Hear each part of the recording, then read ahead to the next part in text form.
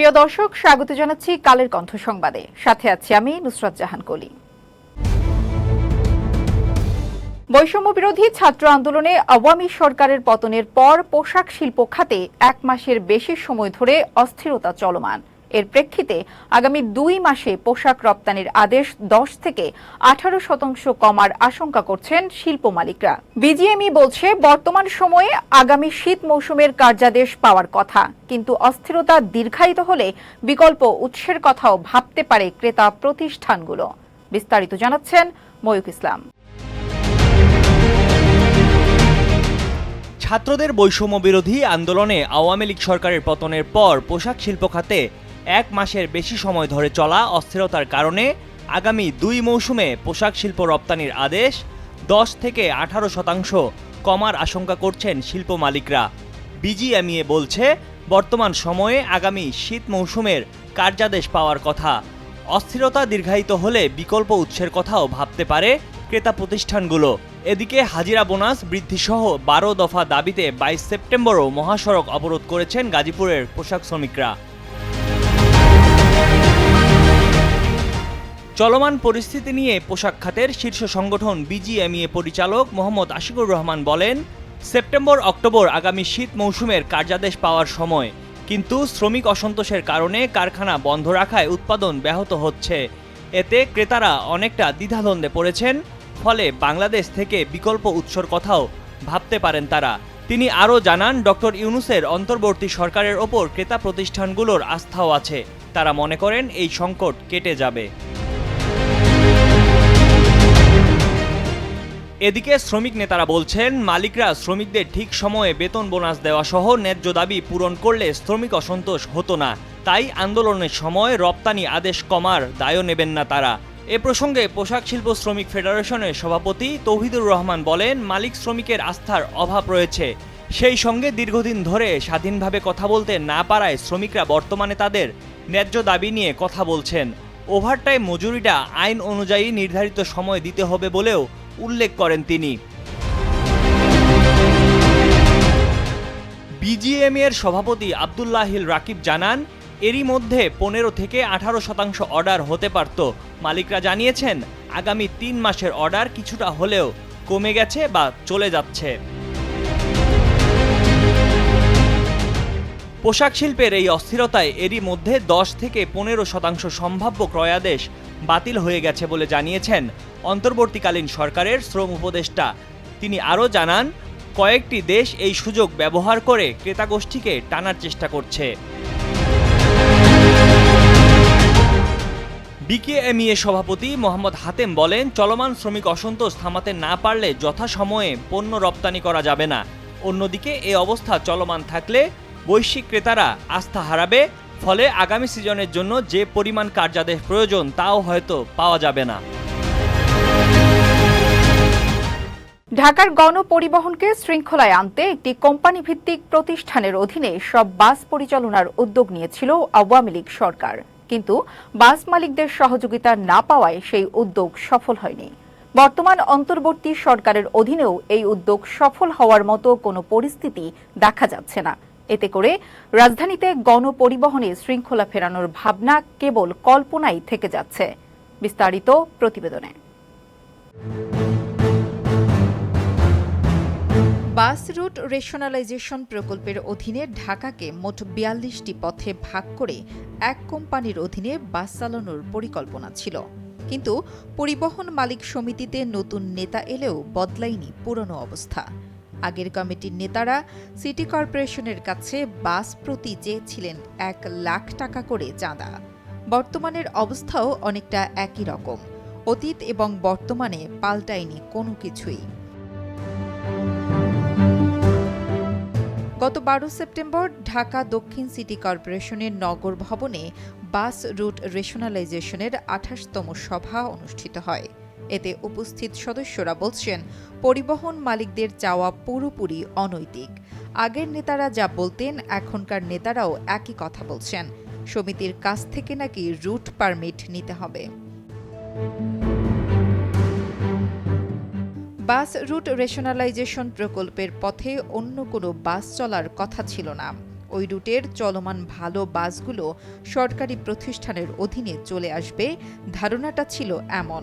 কিন্তু নগর পরিবহন প্রতিযোগিতায় ফিকে হয়েছে সে ভাবনা। পরিবহনটির জন্য প্রায় 11 কোটি টাকা লোকসান গুনতে হয়েছে বলে জানা গেছে। বিআরটিসির চেয়ারম্যান তাজুল ইসলাম কালের কণ্ঠকে বলেন, শুরু থেকেই আমরা লোকসান দিয়ে যাচ্ছি। নগর পরিবহনের রুটে অন্য বাস চলে, যাত্রী না পাওয়ায় আমাদের বাস কমে এসেছে। 2021 সালের 26 ডিসেম্বর বাস রুট রেশনালাইজেশনের পরীক্ষামূলক চলাচল শুরু হয়। বাংলাদেশ সড়ক পরিবহন কর্তৃপক্ষের হিসাব বলছে, ওই সময় এই পথে রজনীগন্ধা, মালঞ্চ, মিডলাইন, সিটি লিংক সহ 13 রুটের 382টি বাস চলাচল করত। সেসব বাস 2022 সালের 31 জানুয়ারির মধ্যে সরিয়ে নেওয়ার কথা ছিল, কিন্তু 2024 সালের সেপ্টেম্বরে এসেও কোনো বাস সরেনি। উল্টো নগর পরিবহনই সরে গেছে। অন্য কোম্পানির কিছু বাস এই প্রক্রিয়ায় চলাচল করলেও রেশনালাইজেশনের মূল নীতি থেকে সরে এসেছে তারা। শুধু বিআরটিসির বাসের ভরসায় 21 ও 26 নম্বর দুটি রুট টিকে আছে নামমাত্র। তবে কাগজ বলছে দুটি পথেই 30টি করে চলছে বাস, কিন্তু বিআরটিসির সূত্র বলছে সব মিলিয়ে 20টি বাসও চলে না, অথচ মোট 4 পথে 100 বাস চলার কথা। ব্যাংকিং খাত অর্থনীতির রক্তপ্রবাহ হিসেবে গণ্য হলেও গত প্রায় 1.5 দশকে এই খাতে দেখা দিয়েছিল চরম বিশৃঙ্খলা। আইএমএফ-এর সাবেক কর্মকর্তা ও অর্থনীতিবিদ doctor Ahsan H Mansur governor হিসেবে বাংলাদেশ ব্যাংকের হাল ধরার পর বদলে যেতে শুরু করেছে পুরো ব্যাংক ও আর্থিক খাত। ব্যাংক খাতের বিশ্লেষকরা বলছেন, নতুন গভর্নরের দায়িত্ব নেওয়ার পর থেকেই ব্যাংকে আস্থা ফিরতে শুরু করেছে সাধারণ মানুষ সহ প্রবাসীদের, যার প্রতিফলনও দেখা যাচ্ছে ব্যাংকিং খাতে।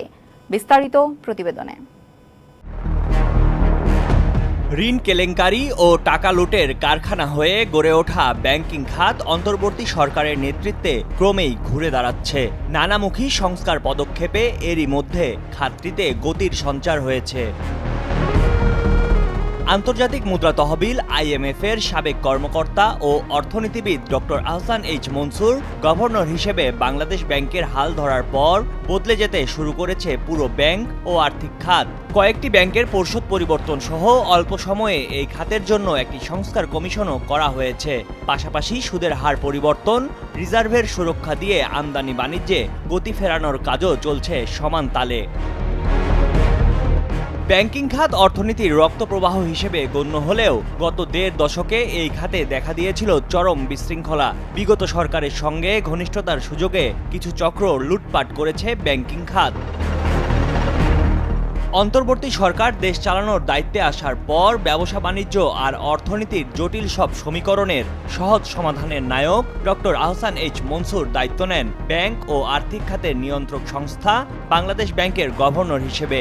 খাত সংশ্লিষ্ট ব্যক্তিরা বলছেন, প্রথাগত আমলাতন্ত্রের বৃত্ত ভেঙে প্রধান উপদেষ্টা ডক্টর মোহাম্মদ ইউনূসের উদ্ভাবনী চিন্তার আরেক আবিষ্কার বর্তমান গভর্নর। বাংলাদেশ ব্যাংকের এক ঊর্ধ্বতন কর্মকর্তা বলেন, দীর্ঘ কর্মজীবনে বিশ্বের সেরা ও উন্নত সব দেশে বসবাস করেও নিজ দেশের টানে ফিরে এসেছেন ডক্টর আহসান এইচ মনসুর।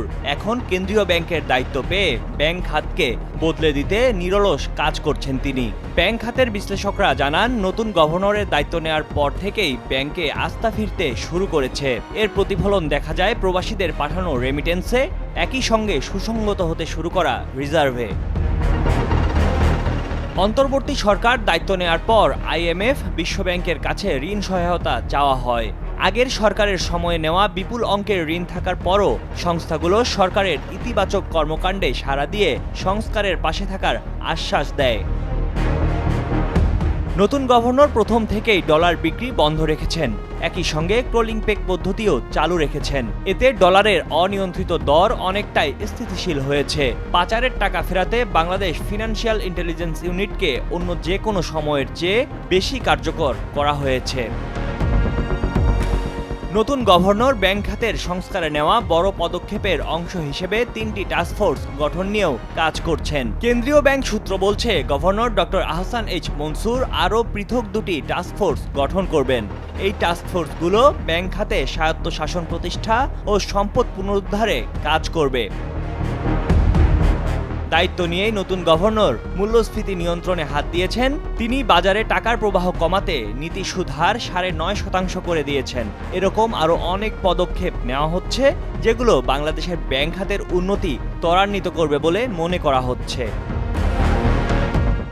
একজন তারেক রহমানের অপেক্ষায় বিএনপি। কবে কখন তিনি দেশে ফিরবেন সে আশায় প্রহর গুনছে দেশের বৃহত্তম রাজনৈতিক দলটির সর্বস্তরের নেতাকর্মী ও সমর্থক। দলীয় সূত্রগুলো বলছে, বিএনপির ভারপ্রাপ্ত চেয়ারম্যান নিজেই দেশে ফেরার সিদ্ধান্তটি নেবেন। তবে নেতাকর্মীরা চান তিনি দ্রুতই দেশে ফিরে আসুন।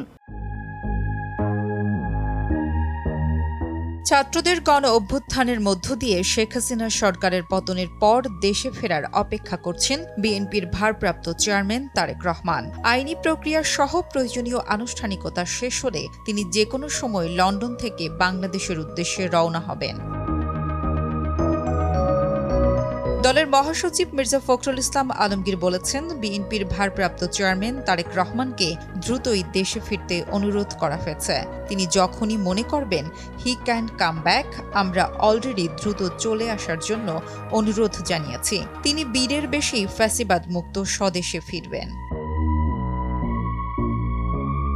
বিএনপির আইন বিষয়ক সম্পাদক ও তারেক রহমানের আইনজীবী ব্যারিস্টার কায়সার কামাল জানান, আইনি প্রক্রিয়ায় দেশে ফিরবেন তারেক রহমান। তবে কবে নাগাদ ফিরবেন সে সিদ্ধান্ত তিনি নিজেই নেবেন। তারেক রহমানের বিরুদ্ধে মামলাগুলো প্রত্যাহারের প্রাথমিক প্রক্রিয়া শুরু হয়েছে। তার আইনজীবীরা এটি নিয়ে কাজ শুরু করেছেন। অন্যগুলোর আইনি প্রক্রিয়াও সম্পন্নের অপেক্ষায় রয়েছে। তারেক রহমান দেশ ছাড়েন 2008 সালের 11 সেপ্টেম্বর। এরপর তার বিরুদ্ধে একের পর এক মিথ্যা মামলা দেওয়া হয়। যাবজ্জীবন 4 মামলায় তাকে দেওয়া হয় সাজা। তার বক্তব্য প্রচারেও নিষেধাজ্ঞা দেওয়া হয় উচ্চ আদালত থেকে। তবে 5 আগস্ট শেখ হাসিনা পদত্যাগ করে দেশ ছেড়ে পালিয়ে যাওয়ার পর ওই দিনই দেশের সব গণমাধ্যম তারেক রহমানের বক্তব্য প্রচার শুরু করে। দলীয় সূত্রে জানা গেছে, তারেক রহমানের বিরুদ্ধে 1/2 শতাধিক মামলা রয়েছে। 2007 সালের তত্ত্বাবধায়ক সরকার এবং পরবর্তী সময়ে আওয়ামী লীগ নেতার ক্ষমতায় আসার পর সব মামলা হয়েছে। এর মধ্যে 21 আগস্ট গ্রেনেড হামলা মামলায় যাবজ্জীবন কারাদণ্ডের রায় দেওয়া হয়েছে।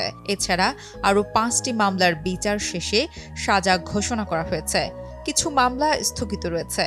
তাকে পলাতক দেখিয়ে এসব মামলার বিচার কাজ সম্পন্ন করা হয়েছে স্বৈরাচার শেখ হাসিনা সরকারের আমলে। দীর্ঘ 16 বছর সপরিবারে যুক্তরাজ্যে নির্বাসিত জীবন কাটাচ্ছেন বিএনপির এই শীর্ষ নেতা। আজকের কালের কণ্ঠ সংবাদ এ পর্যন্তই। কালের কণ্ঠের সর্বশেষ সংবাদ পড়তে ভিজিট করুন www.kalerkontho.com। ফেসবুকে সংবাদের ভিডিও ও অনুষ্ঠান দেখতে ভিজিট করুন facebook.com/কালেরকণ্ঠ এবং facebook.com/কালেরকণ্ঠ ডিজিটাল। আর ইউটিউবে সব ভিডিও স্টোরি দেখুন আমাদের ইউটিউব চ্যানেল কালের কণ্ঠ এবং কালের কণ্ঠ ডিজিটালে। সাথে থাকার জন্য ধন্যবাদ।